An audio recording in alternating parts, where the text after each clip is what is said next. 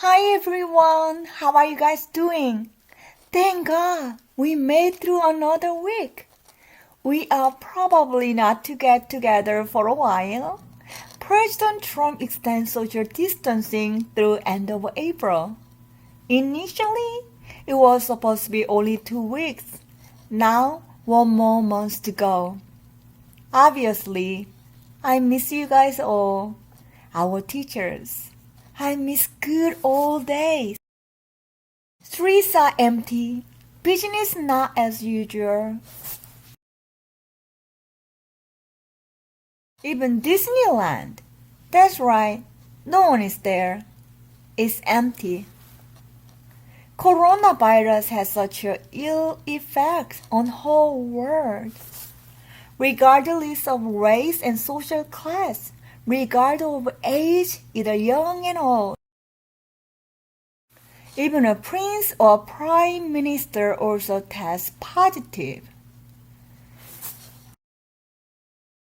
Gatherings are all gone for the time being. Economy takes a hard hit since most of the businesses are still closed. We all have the same concern. When this is going to be better? When do we return to be normal?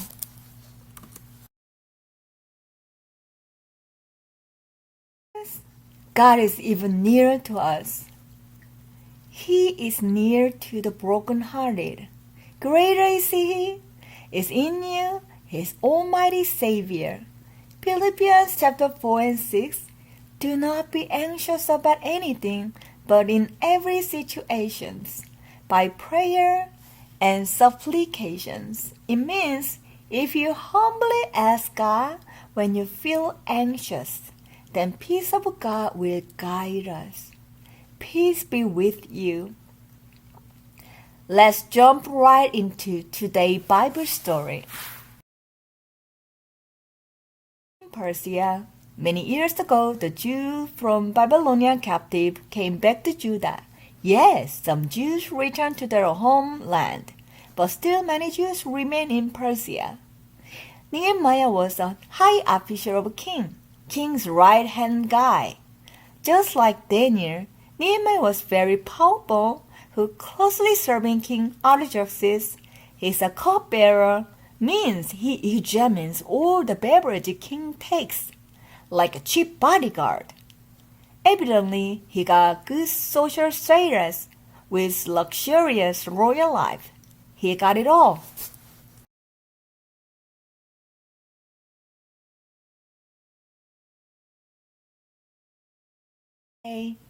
Nehemiah gets some visitors from Jerusalem, who are his brothers. Nehemiah asks about how things are going there. His brother explains things are not very good. The city wall was broken, all in shambles. The city gates set on fire had not been replaced, so they are surrounded by enemy with no protections. Can you imagine your house has no doors and no walls? At night, your family is just sleeping without doors, no walls. What protects you from the bad guy? So scary. That's exactly what happened in Jerusalem. Nehemiah heard the bad news that broke his heart. He wept and wept for several days. Not 1 day, but several days. He prayed to God, fasting for his people, like his life depends on it. The first prayer Nehemiah did was confessing sin of idolatry, worship other God, sin of laziness, disobeying God. Nehemiah acknowledges his shortcomings. He owns up to his sin and his people. God, let your ear be attentive and your eyes open to hear the prayer. Your servant is praying before you day and night for the people of Israel. I confess the sin of Israelite, including myself, and my father's families have committed against you. We have acted wickedly toward you. We have not obeyed the commands.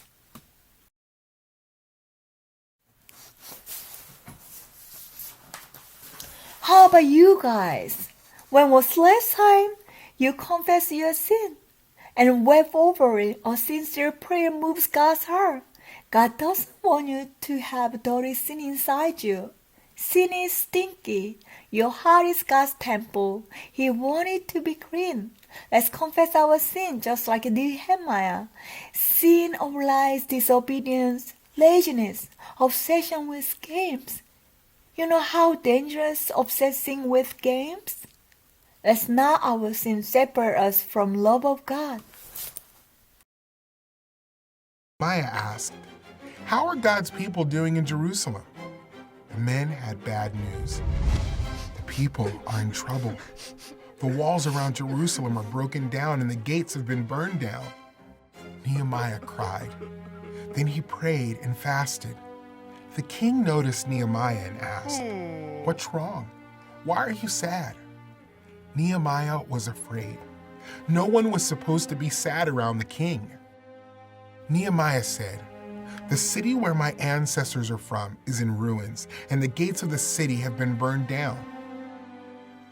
The king sent Nehemiah to Jerusalem. Wow! Nehemiah was happily heading out to a long journey to Jerusalem? Wait a minute. Why is such a good mood? He's demoted to countryside from the national capital. He is no longer serving king. He no longer staying at comfortable palace. But he is happy? Yes. Why? He values God's kingdom more than worldly job. Wow, it's faith. How Nehemiah has kingdom agenda. It's a miracle that king let Nehemiah go to build the wall. Even king gave Nehemiah all the building materials. Awesome! Just like a King Cyrus gave gold and silver. At this time, King Artaxerxes gave strong bodyguard and wood to build a new city gates and king's ladders. When Nehemiah finally arrived to Jerusalem, he didn't tell anyone about his big plan because he didn't want to draw unnecessary attention from enemies. One night, he set out to secretly inspect the situations. Things were pretty bad. He saw gate was burned, wall was broken down. He knows that rebuilding city wall was not an easy task. Supplication. If you're asking God humbly, and even though things are hard and job is more tougher, and God will helping you, it's gonna be hard. That Nehemiah needs helping hands. How can he gather enough people to start? So when there is no way, let God handle the situation. So Nehemiah gets on his knee and prayed to God of heaven.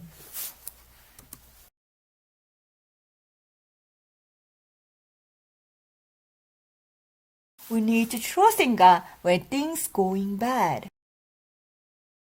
Nehemiah inspected the walls and led the people to start rebuilding the walls and gates.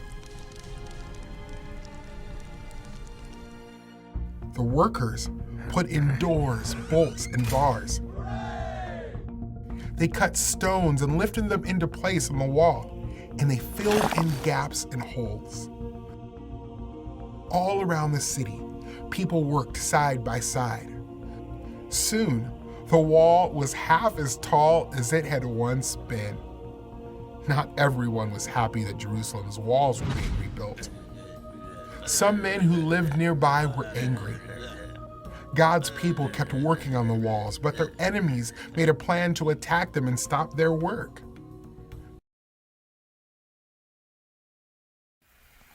But there were enemies did not want the wall rebuilt, As God's people are making progress, enemies are more furious.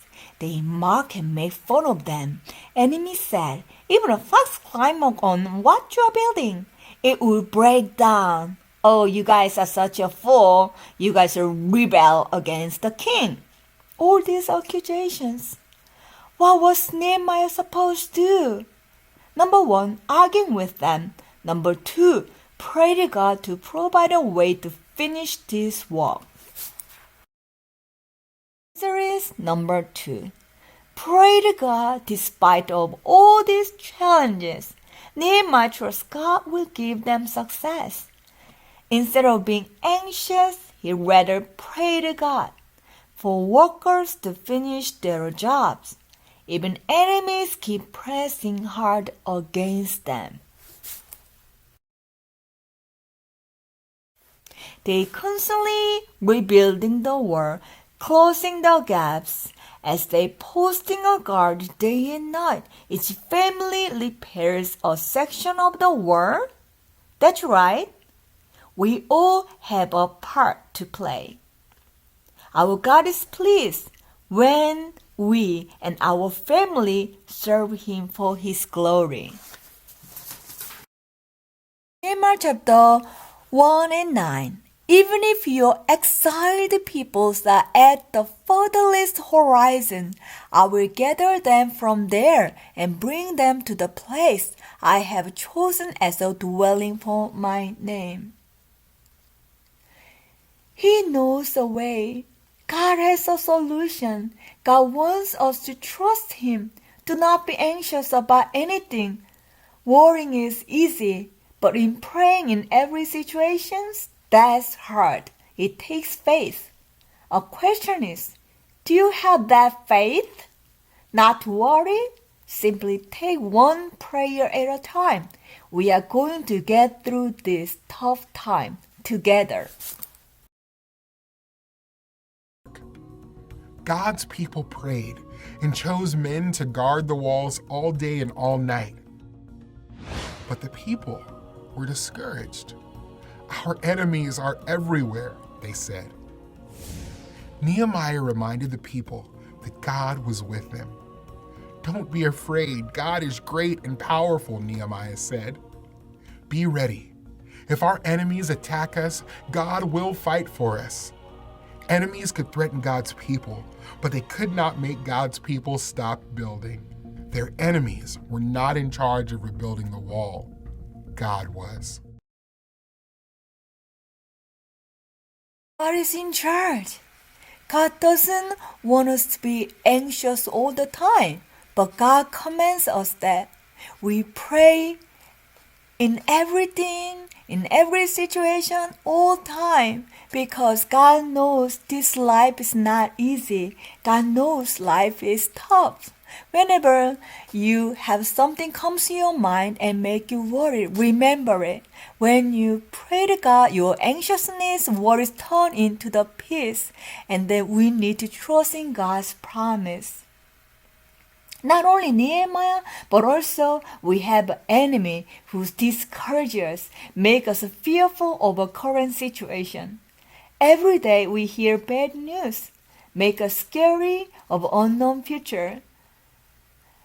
Nehemiah was in trouble, but God saved him. When enemy trying to kill him, God saved 4 times. And even enemy trying to stop that building project 10 times, but God stopped them. Every single time, God delivered them. He is alive. God isn't surprised by this corona situation. He will guide us to the light out of darkness. So God's people went back to work. Some stood guard with weapons, and others worked on the wall. Some men worked with one hand and held a weapon in the other. They were always ready to fight, just in case. Nehemiah was a wise and good leader for God's people while they worked. In just 52 days, the wall was complete.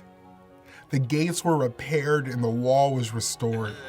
When all of Jerusalem's enemies heard that the wall had been rebuilt, they were afraid because they knew God was with his people. Amen, amen. God is with his people. God is with us. Hallelujah. We trust in God. Please blessing us so that we can trust in you at a time like this. Let's pray. Father, we want to pray day and night just like Nehemiah. We want to pray for our family, our church, and this nation and whole world. We remember the Lord is great and awesome. God will fight for us. God, please stop the spreading of a virus and let this virus learn its course. Sooner than later, let us get back to be normal as soon as possible, and during this time, let our faith grow strong in you. Father, we know that your promise is good. Help your people to come back to you, obey you. Lord, come back to this land, restore this nation. In Jesus' name, amen.